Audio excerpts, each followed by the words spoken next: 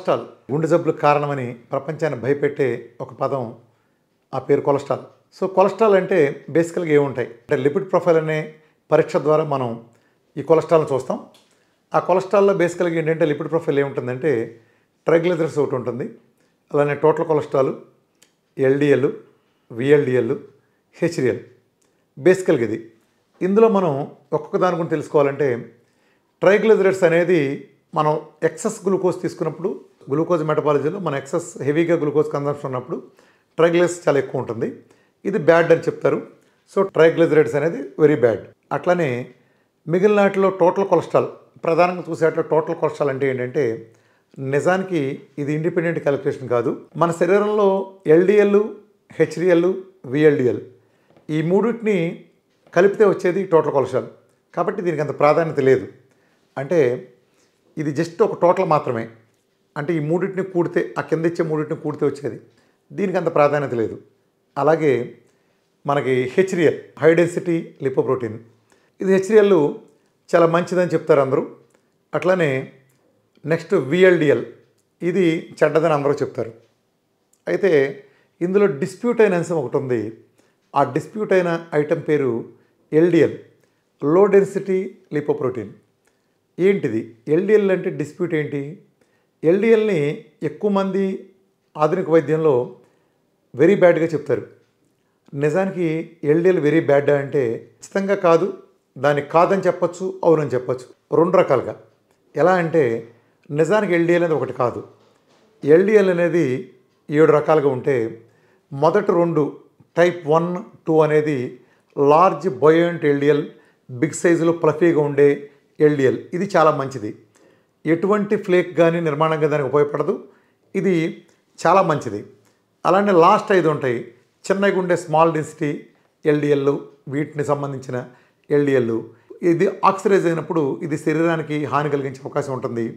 ఇది ప్లేకులుగా ఉన్నప్పుడు అది పెరగటానికి అది దోహదపడుతుంది. ఇది ఎల్డిఎల్. సో ఎల్డిఎల్ని ఓవరాల్గా బ్యాడ్ అని చెప్పడానికి లేదు. ఎల్డిఎల్లో 2 మంచివి, ఒక 5 చెడ్డవి అనుకోండి. ఏది మంచిది ఏది చెడ్డది మనకు ఎలా తెలుస్తుంది? నిజం చెప్పాలంటే ఈ 2 నిర్ధారించే పరీక్షలు ప్రపంచవ్యాప్తంగా అతి తక్కువ ప్లేస్లో ఉన్నాయి. అంటే ఎల్డిఎల్లో టైపుల్ని నిర్ధారించి ఇది large buoyant fluffy LDL first 2 కేటగిరీలకు చెందిందా, నెక్స్ట్ 5 కేటగిరీకి చెందిందని నిర్ధారించే పరీక్షలు ప్రపంచంలోనే చాలా తక్కువగా ఉన్నాయి. మరి ఎలా నిర్ధారించాలి? ఇది మంచిది. ఇప్పుడు ఒక డైట్ చేయటమో లేదా ఒక ప్రోగ్రామ్ చేశారు, ఒక మందు వాడారు, దాంట్లో ఎల్డిఎల్ పెరిగింది. ఎల్డిఎల్ పెరిగిన ఎల్డిఎల్ చెడ్డ ఎల్డిఎల్ పెరిగిందా, మంచి ఎల్డిఎల్ పెరిగిందా ఎలా నిర్ధారిస్తారంటే దాంతోపాటు కాంబినేషన్లో చూసుకోవాల్సింది ట్రైగ్లిజరైడ్స్. ఈ ప్రోగ్రాంలో భాగంగా ఎల్డిఎల్ పెరిగింది, ట్రైగ్లిజరైడ్స్ కూడా పెరిగింది అనుకోండి, అది ఖచ్చితంగా బ్యాడ్ ఎల్డిఎల్ కింద మనం చెప్పుకోవచ్చు. అలాగే మీకు ఎల్డిఎల్ పెరిగింది, అటు కరస్పాండింగ్గా ట్రైగ్లిజరైడ్స్ బాగా తగ్గింది. ఈ పరిస్థితుల్లో అలా పెరిగిన ఎల్డిఎల్ని, ట్రైగ్లిజరైడ్స్ తగ్గినప్పుడు సైమల్టేనియస్గా పెరిగిన ఎల్డిఎల్ని ఫస్ట్ 2 కేటగిరీలకు చెందిన మంచి ఎల్డిఎల్గా చెప్పచ్చు. ఇది ఎప్పుడు జరుగుతుందంటే మన డైట్లో జరుగుతుంది. విఆర్కే డైట్లో ఎల్డిఎల్ ఏదైతే చెడ్డదంటారో ఆ ఎల్డిఎల్ నిజానికి మంచి ఎల్డిఎల్ బాగా పెరుగుతుంది. అలానే హెచ్డిఎల్ మామూలుగా 60-70 ఉండటం అనేది చాలా ఎక్కువ. ఎంతో అథ్లెటిక్ పెర్ఫార్మెన్స్ చేసి ఫిట్నెస్ చేసే వాళ్ళ తప్పితే ఉండదని మంచి హెచ్డిఎల్ని మన డైట్లో ఏ ఎక్సర్సైజ్ లేకుండా, ఎలాంటి ఫిట్నెస్ లేకుండా కేవలం డైట్ ద్వారా 100కు పైగా పెరిగిన కేసులు అనేక ఉంటాయి. అంటే మంచి కొలెస్ట్రాల్ని విపరీతంగా పెంచుతుంది. ఏదైతే వెరీ బ్యాడ్ అని చెప్తారో ఆ ట్రైగ్లిజరైడ్స్ ఎంత అడ్డగోలుగా, ఎంత డ్రాస్టిక్గా వితిన్ డేస్లో, వితిన్ మంత్లో, వితిన్ వీక్స్లో ఎలా తగ్గిపోతుంది అనేది మీరు ఇక్కడ గమనించవచ్చు. అలాగే బ్యాడ్ అని చెప్పే, అందరూ బ్యాడ్ అని చెప్పే విఎల్డిఎల్ కూడా, అది కూడా చాలా అడ్డగోలుగా తగ్గిపోతుంది. ఇక టోటల్ కొలెస్ట్రాల్ అనేది అది ఒక మంచిని చెడుని కలిపి చెప్పే ఫిగర్ కాబట్టి ఆ టోటల్ కొలెస్ట్రాల్ కన్సిడర్ చేయాల్సిన అవసరం లేదు. సో మన డైట్లో బ్యాడ్ అని చెప్పే ట్రైగ్లిజరైడ్స్ బాగా తగ్గుతాయి, అలాగే విఎల్డిఎల్ బాగా తగ్గుతుంది. మన డైట్లో హెచ్డిఎల్ విపరీతంగా ప్రపంచంలో ఎక్కడా లేనంత విధంగా పెరుగుతుంది మంచి కొలెస్ట్రాల్. అలాగే ఎల్డిఎల్ కూడా పెరుగుతుంది.